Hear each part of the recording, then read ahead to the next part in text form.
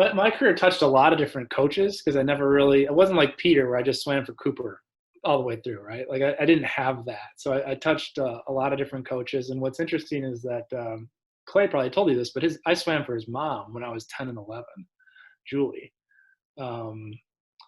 You know, Dave Becker was huge for me as a kid training. Then my high school coach, Jon Shears.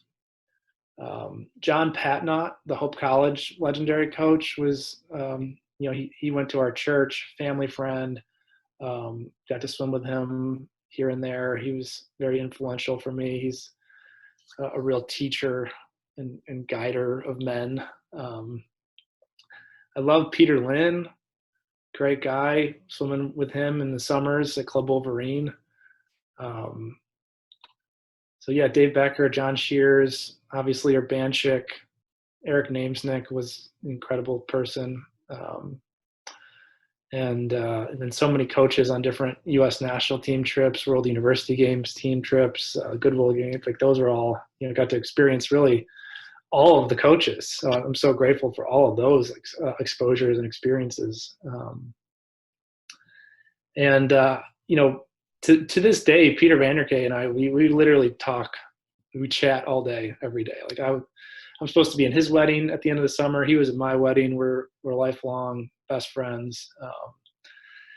And I hope people can understand that Peter is an Olympic gold medalist, because in Beijing, the two guys who beat him have both tested positive for steroids. And it's so unfortunate. And I hope that story can be known and told, and then more people can understand it, because they really robbed him of the moment to not be on top of the podium. But in my mind, he was absolutely the greatest Michigan swimmer of all time, and an Olympic gold medalist, and an incredible human being from a great family.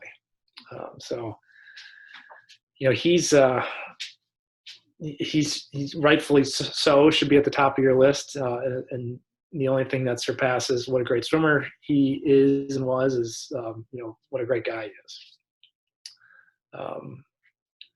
And then, I also loved my experiences talking with Coach Denny Hill, Jeff Cooper. He and I just talked last week about how we get Michigan pools back open again. Jeff Cooper is a great guy. I wish I could have ever swum for him growing up. And then Julie Youngquist, Clay's mom, swam for her for a short period of time. And also got to thank Mike Torrey too. I mean, that guy is an absolute legend. And he was a WMS coach, and while I never trained for him directly, he was certainly he was one of our team's coaches, and talked to him at all of our meets, and definitely was, a mentor for me and for even some of the coaches I swam for. So he was impactful in that way as well.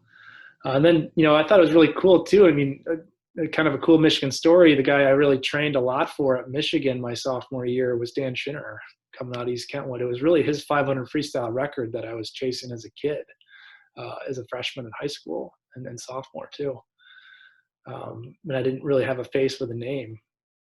And another cool story is growing up at the Holland Community Center, Holland Community Pool, the 50 freestyle record was held by a guy named Joe Parker.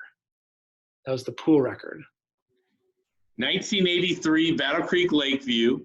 I am very familiar with Joe Parker. Went out and swam at Michigan. He is a Battle Creek legend, which is where I grew up. So we know all about Joe Parker. Yeah. So I grew up chasing that name. I had no idea who he was. But then I ended up doing an internship for him when he was the chief development officer, I think, for the university at U of M. So I remember getting to know Joe and going over to his house to have dinner with my girlfriend at the time and his wife, and getting to know Joe. He's a great guy, Michigan swimming legend all the way around, and now athletic director, I think, at Colorado State. So yeah, just that's another great story. But never a coach, but certainly an influential mentor for me too. So yeah, that's a long list. It is a long list, but it's awesome to capture that. And you named a lot of people that if I ever share that part, I think a lot of people would appreciate being shouted out.